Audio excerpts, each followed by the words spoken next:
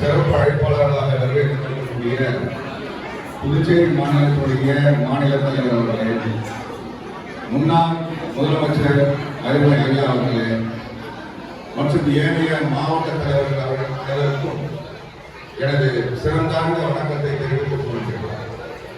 மற்ற நிர்வாகிகளுடைய நண்பர்களுடைய பெயர்களை எனக்கு அறிமுகம் இல்லாததால் பெயர்கள் தெரியாததால் கூற முடியவில்லை. ஆகவே என்னை மன்னித்துக் கொள்ள வேண்டும். இந்த அருமையான மாலை பொழுதிலே ஒரு சிறப்பான ஒரு மகளிருக்கான ஒரு நிகழ்ச்சி, ஈஸ்வரம் அடையாள அட்டையை வழங்குகின்ற நிகழ்ச்சியை மிக பிரமாண்டமாக செய்திருக்கக்கூடிய அருமை தம்பி சிலம்பரசன் அவர்கள் தன்னுடைய செயல்பாட்டின் துவக்கத்தை இங்கே நிரூபித்து காட்டியிருக்கிறார் என்று தோன்றுகிறது. ஒரு காலத்திலே இந்த மகளிருடைய வாக்குகள் அனைத்தையும் பெற்று அடுத்த 26 புதுச்சேரி மாநிலத்திலே மிகப்பெரிய வெற்றியை பெற்று ஆட்சியை அமைக்கக்கூடிய ஒரு இயக்கமாக காங்கிரஸ் பேர் இயக்கம் அமைந்துவிடும் என்கின்ற நம்பிக்கை இப்பொழுது எனக்கு பெரிய அளவிலே வந்திருக்கிறது. இழந்த இந்த அதிகாரத்தை நாம் என்று மீட்கப் போகின்றோம் என்கின்ற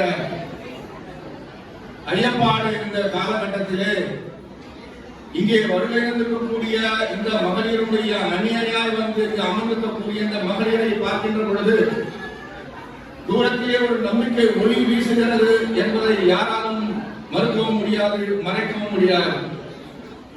இங்கே தற்சமயம் அமைந்திருக்கக்கூடிய மக்களுக்கு எதிரான, தொழிலாளர்களுக்கு எதிரான இந்த ஆட்சி அகற்றப்பட வேண்டும் என்பதை இந்த இங்கே கூடியிருக்கக்கூடிய பெண்களின் ஒரே குரலாக இருக்கும் என்பதை தெரிகிறது. மத்தியில ஆளுகின்ற இந்த பாரதிய ஜனதா கட்சியுடைய 6வது விரலாக விளங்கக்கூடிய அருமை பெரியவர் ரங்கசாமி அவருடைய ஆட்சி இங்கிருந்து அகற்றப்பட வேண்டும். இந்த மண்ணில